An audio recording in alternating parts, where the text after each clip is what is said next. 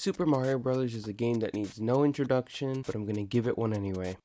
Released in 1985 for the Nintendo Famicom, it spawned one of the most famous video game franchises of all time, and it influenced the way games are played today. In the spirit of the Mario anniversary, I wanted to go through each game and give my thoughts on them, starting with the original. So just a heads up, I'm going to say most of the games that I do are good.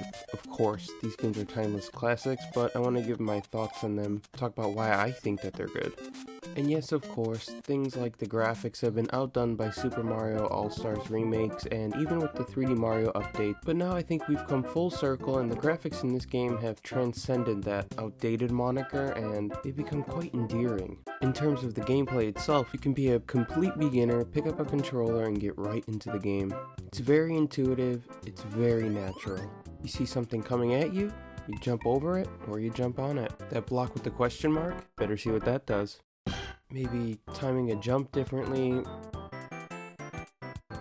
running through certain sections quickly.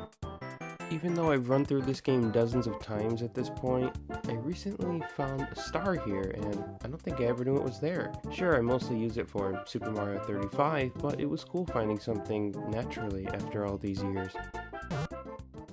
And Mario moves very well, very tight controls. As small Mario, you're nimble, quick, but always in danger of being killed from a single hit. You can get a mushroom and grow into Super Mario, but for me anyways, he just doesn't feel as good to move around in. The jumping doesn't feel quite as tight, but at least you have that extra protection. Ideally though, you would just go for Fire Mario right away. Or you can go ahead and just get Little Fire Mario and get the best of both worlds. There's tons of little glitches like this in the game. For example, jumping after getting a power-up, or even clipping into walls to save yourself from a fall. There's also, of course, the famous Minus World, and actually if you have the Famicom Disk System version of this game, there's a different Minus World with different levels. And speaking of a different world, after you beat the game, you can run through it again, but this time the Goombas are replaced with Buzzy Beetles and the enemies move faster. There are a couple things that I think could have made the game better, such as less level repetition towards the end of the game, for example. They take levels from earlier in the game and make them just a little bit harder. Brand new levels or different designs I think would have been better overall. And unlike later titles in this series, when you get hit as Fire Mario, you automatically go down to Small Mario. You don't revert to Super Mario, so that's a little bit tough too. But these are just really minor gripes and they do not outweigh the overwhelming positives that come with this game.